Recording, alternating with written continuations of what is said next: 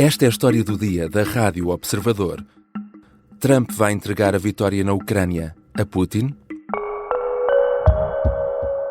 Breaking developments to bring you now from the talks between Russia and the United States on a potential peace deal with Ukraine. Poderia dizer-se que foi um momento histórico, mas há um grande ausente desta história. Estados Unidos e Rússia encontraram-se em Riad, na Arábia Saudita, para começar a negociar o fim da guerra na Ucrânia. Só que a Ucrânia não foi convidada. Zelensky diz que não aceitará qualquer acordo feito à margem de Kiev. Mas que margem terá o presidente ucraniano se os americanos lhe tirarem o tapete? Trump quer um acordo, mas estará mais interessado em garantir os interesses americanos e, pelo caminho, os russos? Pode Putin acabar por sair como um dos grandes vencedores? E qual a probabilidade de a Europa enviar forças para a Ucrânia para garantir a paz? Vou conversar com o Major-General Arnaud Moreira, especialista em geopolítica e autor do podcast da Rádio Observador, O Domínio da Guerra. Eu sou o João Santos Duarte e esta é a história do dia de quarta-feira, 19 de fevereiro. Bem-vindo, General Arnaud Moreira. Olá a todos, muito obrigado pelo convite. Sr. General, é certo que foram conversações muito iniciais, mas como é que podemos encarar o início de negociações para um eventual fim da guerra da Ucrânia quando uma das partes em conflito nem sequer foi convidada para estar presente no arranque? Bom, talvez o problema esteja no facto de nos terem dito que eram conversações ainda muito iniciais. E eu não estou absolutamente convencido disso. Infelizmente, não estou absolutamente convencido nesta narrativa Sim. de que se tratem de conversações muito iniciais. Isto porquê? Talvez por dois ou três motivos que eu gostaria de explicar. O primeiro motivo tem a ver com o nível da representação das partes nesta reunião. Que já foi muito elevado, não é? Tivemos o secretário de Estado norte-americano, o ministro dos Negócios Estrangeiros russo. Só falta serem os presidentes. Já subimos, digamos, nos vários degraus das escadas. Porque as conversações começam por coisas muito simples e por funcionários de mais baixa representatividade. E à margem até do mediatismo, não é? Muitas vezes a diplomacia é feita nos corredores secretos, não é? À medida que vamos, digamos, subindo na aproximação ao conceito do resultado final das negociações, é que vão sendo envolvidos um conjunto de representantes que têm um estatuto de dignidade de representação do país muito superior. Ora, eu tenho dificuldade em admitir que, sendo estas as primeiras conversações, como nos são ditas, e ainda não estando nada decidido, que já estejam presentes Lavrov e o secretário de Estado Marco Rubio. Esse é um destes três pontos que me levam a crer que nós estamos perante declarações iniciais. A segunda tem a ver com a partida para estas negociações em Riad. Lavrov fez declarações de quem já tem as coisas resolvidas, isto é, de quem não tem nenhuma disponibilidade para negociar. Isto é, a Europa não vai participar nas negociações, a Rússia não está disponível para ceder nenhuma parte do seu território. Ora, isto não são as condições para início de uma negociação. Isto, na verdade, são condições que resultam de se terem aceito já condições que elas próprias em si deviam ser objeto de negociação. Isto é, Lavrov vai convencido para e eu também estou convencido, de que os Estados Unidos, com esta sua vontade de negociar imediatamente, cederam já à Federação Russa para que as negociações pudessem ter lugar, cedeu já um conjunto muito importante de circunstâncias sobre a Ucrânia. E depois a terceira questão tem a ver com o facto de, durante a Conferência de Segurança de Munique, já terem sido referidos pelos Estados Unidos como perdidos um conjunto de coisas para a Ucrânia. Isto é, que é irrealista a Ucrânia ficar com os territórios anteriores à invasão de 2022, portanto que Crimeia e o Donbass devem ser considerados completamente perdidos, que a adesão da Ucrânia à NATO está fora de questão. Ora, esse era exatamente um dos motivos da negociação.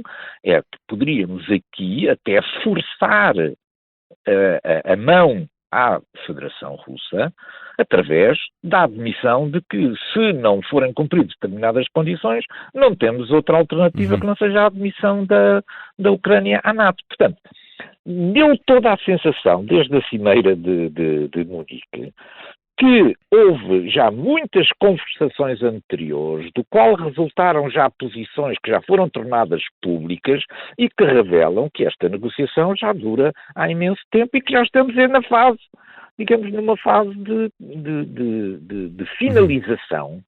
Não é da negociação, é do ponto de partida para obrigar, para obrigar a Ucrânia e a União Europeia a serem defrontadas com uma posição comum da Federação Russa e dos Estados Unidos sobre aquilo que deve ser o destino da Ucrânia e da arquitetura europeia de segurança comum. Portanto, o que estamos a ver aqui não é aquilo que nós esperávamos, que era uma concertação entre os Estados Unidos e o Ocidente, através da Europa, e a Ucrânia, como ponto de partida para negociar com Putin, mas o contrário, é os pontos que estão acordados com Putin e que agora vão ser negociados ou forçados ou obrigados a serem aceitos depois pelas duas partes que não participaram, a Ucrânia e a União Europeia.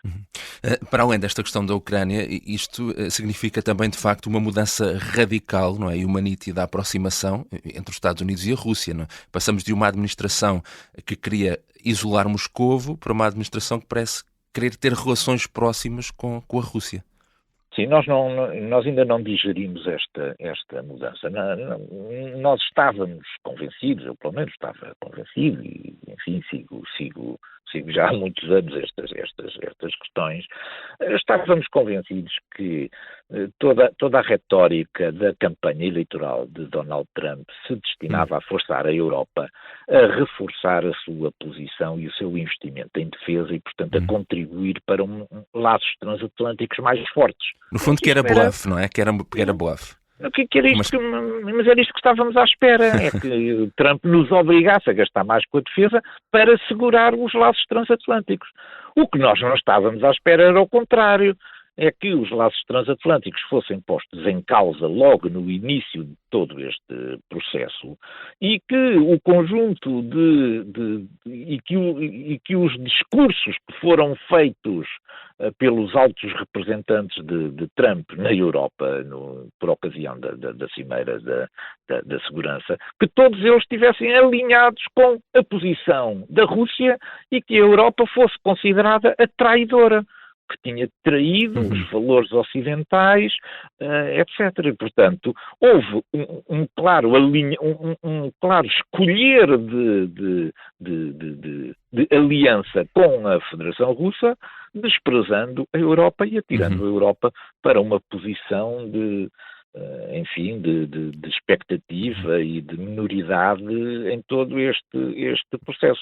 Eu julgo que até terá sido mais isso que custou à Europa, foi ser não é questão dos 5%, nem dos 3%, nem dos 2%, não é nada disso. É dos Estados Unidos não estarem interessados em ouvir a opinião da Europa sobre o assunto. E onde é que de facto... Exato, onde é que fica de facto a Europa no meio disto tudo? Sente-se traída e os líderes europeus parecem aqui andar um bocado aos papéis, a marcar reuniões de emergência para tentar reagir às iniciativas americanas, mas ainda sem uma posição muito concertada, não é? Sei, porque isto saiu, como eu digo, isto saiu fora das expectativas, não é? Certamente que se fosse a questão dos 5%, aliás, Mark Rutte já tinha começado o seu périplo junto aos países europeus e do Canadá, no sentido de encontrar uma posição que permitisse encontrar aqui um certo equilíbrio no investimento na defesa, por forma a chegarmos à cimeira da NATO, que é agora em junho, parece-me, chegámos à cimeira e podemos apresentar aos Estados Unidos um compromisso, diferente daquele compromisso de Gales, porque o Gales também já foi há muito tempo, e portanto que pudéssemos chegar ali para obter conseguimos obter um compromisso para apresentar à administração Trump. Mas os acontecimentos da última semana mostram que, afinal, não é nada disto que está em jogo. Que o que está em jogo é que a Europa não conta para a definição da sua arquitetura de segurança e defesa e que a Rússia e os Estados Unidos vão decidir qual é a arquitetura adequada para isto. E, portanto, isto deixa, naturalmente, a Europa desorganizada. E eu, muito rapidamente, vou dizer em que é que consta esta desorganização. A Europa vive à custa de duas organizações multilaterais. Uma dessas organizações é a União Europeia. A União Europeia o que garante é a estabilidade económica, a estabilidade social, os compromissos de solidariedade, etc. Enfim, é, portanto, digamos, o lado humano, económico, financeiro da Europa. E isso só foi possível construir, isso é o resultado da segurança que lhe era garantida pelos Estados Unidos. É que foi a segurança garantida pelos Estados Unidos que permitiu a Europa tornar-se um imenso Estado social. Foi feita à custa da segurança que era garantida pelos Estados Unidos. Bom, quando os Estados Unidos começam a questionar a questão da segurança da Europa, isto é, os europeus é que têm tratado da sua segurança, isto desequilibra de um dia para o outro todos os orçamentos, todas as políticas sociais, tudo aquilo que a Europa contava como certo para continuar a ser o grande distribuidor de ajudas sociais em todo o mundo. Portanto, a Europa, de repente, viu mudar o modelo que sustenta a própria Europa. E agora, portanto, temos uma Europa à deriva. Porquê? Porque nem o modelo social europeu vai poder responder aos novos desafios, nem os Estados Unidos parecem querer prosseguir uma política cega, vamos dizer assim, uma política cega de apoio à Europa. Os Estados Unidos podem vir a retirar forças da Europa, deixando-as exclusivamente num país ou noutro, como por exemplo na Polónia, mas retirar a grande quantidade de tropas que têm na Europa, por um lado, e por outro lado, ao retirá-lo, está a desfazer o artigo 5º. Porque não é possível aplicar o artigo 5º na Europa se não houver cá forças em presença. Porquê? Não há tempo para as forças chegarem cá, as forças norte-americanas, não é? Em face daquilo que são as dimensões estratégicas dos países que estão sob ameaça próxima da Federação Russa. E, portanto, os Estados Unidos, se não tiverem cá tropas em posição avançada na Europa, pois têm aqui uma excelente desculpa para não nos vir ajudar. Portanto, as duas organizações fundamentais sobre as quais assentava a Europa estão, de repente, desestruturadas. A União Europeia não foi feita para isto, está muito grande, o seu processo de decisão por consenso demora imenso tempo a produzir resultados. Veja-se a administração americana, a quantidade de resultados que produziu através dos decretos executivos de Donald Trump e a conclusão que conseguiu lançar em pouquíssimo tempo, não é? Nós não temos tempo sequer de fazer duas reuniões, porque para convocar 27 líderes, não é? Para convocar os 27 líderes isto demora imenso tempo. Ora, enquanto nós convocamos uma reunião e passamos a convocar a outra, já a situação mudou por completo, porque já foram produzidos mais 15 diretivas presidenciais. Ao mesmo tempo que decorria este encontro em Riad entre americanos e russos, Volodymyr Zelensky esteve na Turquia, onde se encontrou com o presidente Erdogan. O presidente ucraniano garantiu que não vai aceitar qualquer acordo que seja feito à margem de Kiev. Enfim, também não pode dizer muito mais, mas o certo é que se os Estados Unidos lhe tirarem o tapete, começa a ficar, de facto, aqui sem grande margem, não é? Eu não me surpreenderia que Zelensky não assinasse o acordo de paz, dependendo dos termos em que o mesmo será redigido. Bom, nós não sabemos em que termos é que isso vai acontecer. O que nós conhecemos é aquilo que foi dado apontado como sendo irrealista, não é? Há uma questão sobre o realismo e o irrealismo que me parece importante aqui também esclarecer. uma coisa é ser irrealista, outra coisa é não ter vontade. As duas coisas são diferentes. O irrealismo está relacionado com a capacidade. Eu tenho ou não tenho capacidade de fazer uma coisa. Mas isso não é determinante. Porque é irrealista alguém pensar que um país está disponível para que lhe morram 1.500 soldados entre mortos e feridos num único dia de batalha. É irrealista pensar isso. Mas há vontade em que isso aconteça. Portanto, o realismo ou o irrealismo depende da vontade. Se existir vontade, pois certamente que se encontram capacidades para fazer uma coisa ou outra. Agora, desculpar, digamos, as concessões que foram dadas através do irrealismo é ocultar uma coisa. Não tem vontade. Os Estados Unidos não têm vontade de forçar a Federação Russa a fazer de outra maneira. E como não têm vontade, pois as capacidades não chegam, porque os Estados Unidos não contribuem com essas capacidades. E não só não têm vontade, como parecem apostados em assegurar os seus próprios interesses económicos em relação à Ucrânia, não é? Não, isto correu muito mal, não é? Esta visita de Bessat, do secretário do Tesouro a Kiev, correu muito mal. Correu muito mal, foi, eu diria, muito feio. Foi muito feio. Isto é para utilizar uma expressão muito simpática. Sim. Uma expressão muito eufemismo. simpática. Porque, na verdade, isto não se faz a um país. Quer dizer, os Estados Unidos não podem dizer que deram aos ucranianos e que agora querem ir buscar o dinheiro daquilo que deram. Porque os ucranianos deram vidas. Os ucranianos deram vidas. Os ucranianos defenderam o modelo que os Estados Unidos defendiam. Os Estados Unidos é que mudaram de posição, não foi a Ucrânia. A Ucrânia defendeu os interesses dos Estados Unidos. A Ucrânia defendeu os interesses ocidentais. A Ucrânia não se importou, ou tendo-se importado, também não teve grande alternativa, que não fosse ter dezenas de milhares de soldados mortos nos campos de batalha para dar tempo à Europa e ao Ocidente de se prepararem para esta nova ameaça. Portanto, a Ucrânia já pagou aquilo que nós demos. O problema aqui é que isso, como era uma aposta da anterior administração, e esta administração quer marcar a diferença entre esta e a anterior administração, diz que isso não tem valor nenhum. Porque isso foi um erro, uma aposta errada dos Estados Unidos. E que agora, a posteriori, é preciso ir buscar este dinheiro. Ora, nem na Segunda Guerra Mundial isto aconteceu.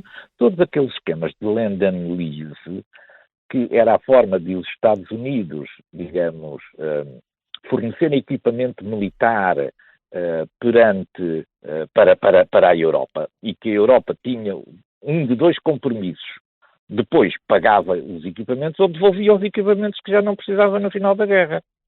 Mas tudo isso foi perdoado, porque não havia dinheiro suficiente para pagar isso. Portanto, o Lend and Lease é uma coisa bonita do ponto de vista conceptual, mas depende do resultado final da guerra. E, portanto, não podemos extrair em avanço à Ucrânia alguma coisa que nós não sabemos se a Ucrânia tem ou não tem valor para pagar, tem ou não tem valor, porque esse valor depende do resultado da guerra. Portanto, não pode ser extraído antes. Pode, quando muito, ser negociado depois. Muito bem, os Estados Unidos fizeram-nos isto, nós estamos muito agradecidos, estamos disponíveis para facilitar isto. Agora, antes do resultado final, não se pode ir exigir o dinheiro. As contas feitas, que foram feitas relativamente a isto que está aqui, corresponde a uma humilhação à Ucrânia, a um conjunto de exigências que é muito superior àquilo que foi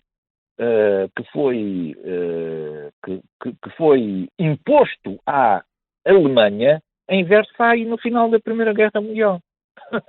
Só para vermos a escala deste desplante desta negociação. A Ucrânia pagou com vidas, pagou com tempo, pagou com território, pagou com estas coisas todas, e, portanto, vir agora a pensar que nada disso interessa, que o que interessa é apenas recuperar o dinheiro que já foi dado, isso fica muito mal para os Estados Unidos e fica muito mal para os Estados Unidos também no futuro. Os próximos aliados dos Estados Unidos vão olhar com imensa desconfiança para esta nova aproximação aos problemas económicos da guerra. Já regressamos à conversa com o Major-General Arno Moreira, especialista em geopolítica e autor do podcast da Rádio Observador, O Domínio da Guerra. Na segunda parte vamos perceber que caminhos pode haver para um cessar-fogo na Ucrânia e se Putin pode acabar por ser o grande vencedor no final.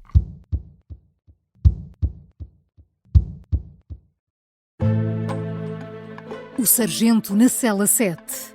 O homem na cela 7 escapou à morte por pouco. Piratinha do ar. Eu já disse que ele só tem 16 anos. Um espião no Kremlin. Esta é a história escondida de como Putin montou uma teia de poder e guerra. O encantador de ricos. Todos queriam estar com ele, todos queriam ser vistos com ele e todos queriam fazer negócios com ele. Operação Papagaio. Dão-lhe a entender que o melhor é que também fique calado. Matar o Papa. Crono não está só disposto a matar, também está disposto a morrer. Um rei na boca do inferno. A mansão da boca do inferno está cheia de espiões e informadores, por dentro e por fora.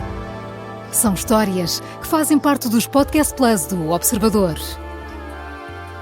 Pode ouvir no site do Observador, nas plataformas de podcast e no YouTube. Podcast Plus é mais do que um podcast. Estamos de regresso à conversa com o Major-General Arno Moreira. Ao que tudo aponta, neste momento, os Estados Unidos aceitarão que a Ucrânia terá de abandonar as pretensões a pertencer à NATO e ceder o território ocupado pelos russos. Tudo isto pode vir a representar, no fundo, no final, uma vitória para Putin? Qualquer uma delas já poderia ser definida como uma vitória para Putin. Porquê? Porque a cedência de território corresponde a uma tremenda humilhação. Quer dizer, ninguém pode perder território e invocar uma vitória. Quer dizer, não há nenhuma maneira de nós nos sentirmos descansados ou vitoriosos se aprovarmos a cedência pela Ucrânia de território que foi conquistado pela força à margem daquilo que era o que nós considerávamos fronteiras reconhecidas internacionalmente a um país soberano. Portanto, nesse sentido, trata-se de um reconhecimento de que fomos incapazes, coletivamente o Ocidente foi incapaz de impedir que a Federação Russa pudesse ganhar territórios que não eram seus. Portanto, logo aí era uma derrota. A segunda tem a ver com o Estatuto de Adesão à NATO. Bom, o Estatuto de Adesão à NATO é um estatuto que tem sido ativamente procurado e continua a ser procurado por um conjunto muito grande de países que, tendo vivido a experiência soviética, não a querem repetir. Os europeus que estiveram sob o regime soviético, pertencessem ou não à União Soviética, ou estivessem sob o seu domínio militar através do Pacto de Varsóvia, todos eles tiveram, na sua primeira oportunidade, tiveram vontade de escapar a este domínio e juntar-se ao Ocidente do liberalismo económico, das liberdades individuais, etc. Isto foi uma escolha das populações, uma escolha absolutamente livre. Não houve nenhum que tivesse ficado nesta ótica. O único que ficou foi a Bielorrússia, porque em função daquilo que eram as debilidades do ditador para segurar a sua população, teve que progressivamente ir desintegrando a soberania do seu país e entregando pedaços imensos de soberania à Federação Russa. Pronto. E, portanto, todos os países que puderam libertaram-se das suas memórias de natureza soviética. A questão da adesão à NATO é isso que está aí. Não foi a NATO que foi à procura desses países. Esses países é que vieram à procura da NATO para conseguirem arranjar um instrumento que os protegesse de um momento de ressurgimento da Federação Russa como potência imperial. Portanto, nós temos que pensar aqui que verdadeiramente o que está a alterar isto tudo é que os Estados Unidos não estão satisfeitos com as obrigações que têm ao abrigo da Aliança Atlântica, exato. Portanto, a Aliança Atlântica obriga, por efeitos do tratado e pela forma como está reduzido, obriga a que os Estados Unidos estejam sempre, digamos, disponíveis para uma missão para a qual se cansaram. Nós temos também responsabilidades, nós europeus temos responsabilidades. Ao fim destes anos todos da Aliança Atlântica, já tinha sido mais do que tempo de nós termos ganho um peso do ponto de vista militar que permitisse estes sobressaltos e até permitisse, digamos, no processo de decisão, que também é por consenso, mas aqui é um consenso diferente. Os Estados Unidos, já participei em muitas reuniões da NATO, os Estados Unidos ouvem toda a gente. No final dão a sua opinião e vão todos atrás. Portanto, os Estados Unidos, isso também é por consenso, mas havendo uma potência como os Estados Unidos, que são quem verdadeiramente tem o poder militar que ajuda a proteger todos os outros, naturalmente que a palavra dos Estados Unidos tem um peso diferente. Ora, nós tivemos oportunidade durante todo este tempo para podermos construir capacidades militares por parte dos Estados europeus que nunca quisemos fazer. Sempre, portanto, a Europa encostou-se sempre aos Estados Unidos, no fundo, não é? Exatamente, para poder construir a União Europeia.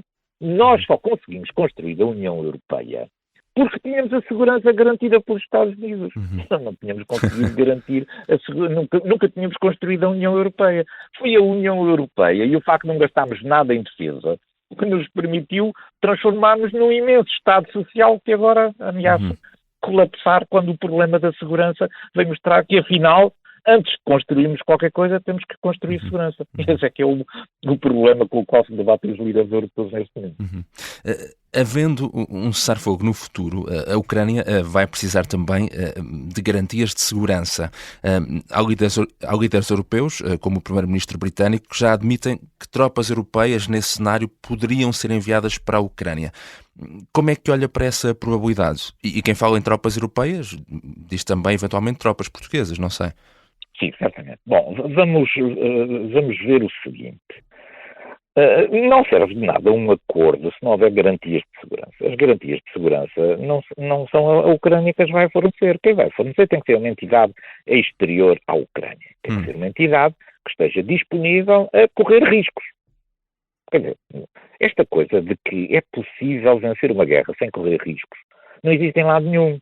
É uma invenção, pronto, uma invenção que é bonita, que é fácil de teorizar, mas não existe em lado nenhum. Eu, para vencer uma guerra, tenho que correr riscos.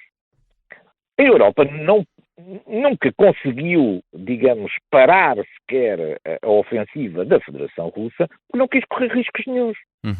Nunca quisemos correr riscos. Isto é, fomos sempre atrasados com medo de irritar a Federação Russa.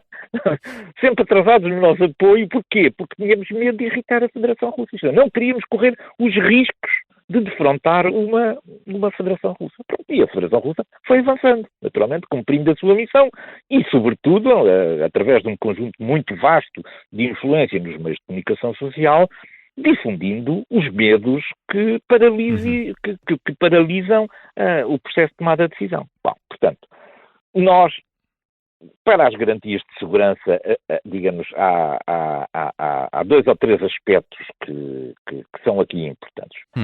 Um deles é, nós temos que garantir à Ucrânia de que qualquer invasão da Federação, qualquer prosseguimento dos combates por parte da Federação Russa vai embater nessa proteção de segurança.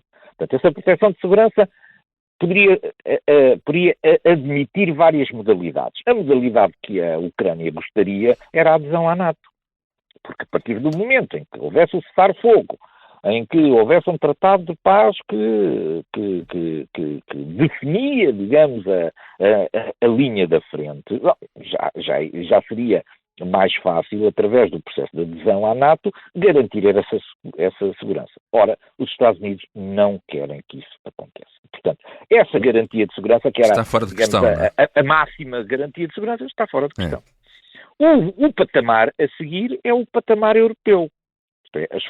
Há forças militares europeias que se vão posicionar no território ucraniano, fazendo uma espécie de interposição entre o lado ucraniano e o lado russo. Isto é, o lado russo, para poder continuar a sua ofensiva, teria que afrontar as forças europeias. Qual é a questão aqui? A questão aqui é que a frente é muito grande. Esta frente é enorme, isto é, não é uma coisa que a gente faça com 5.000 pessoas, não é? Com 5.000 militares. Isto exige números de dezenas de milhares, se não mesmo mais de uma centena de milhares de militares. Ora, como a União Europeia sempre viveu na preguiça estratégica, muitos países nem serviço militar obrigatório têm. E como não têm serviço militar obrigatório, não têm soldados. Que é o caso de Portugal, não é? Mas não tem soldados. Não tem soldados. Pronto, não tem soldados. Portanto, aquilo só se resolve com esta interposição, com uma força que seja de natureza credível. Porque mandar para lá um pelotão, não é? De 30 soldados não é nada, não é? Não é dissuasor de nada. Simplesmente, os europeus continuam com medo e continuam a não querer correr riscos. E, portanto, só gostariam de enviar tropas para lá numa missão de paz se essas tropas tivessem a proteção dos Estados Unidos. O que significa que os Estados Unidos garantem que se essas forças forem atacadas, os Estados Unidos vão em sua defesa. Ora, os Estados Unidos não querem fazer isto.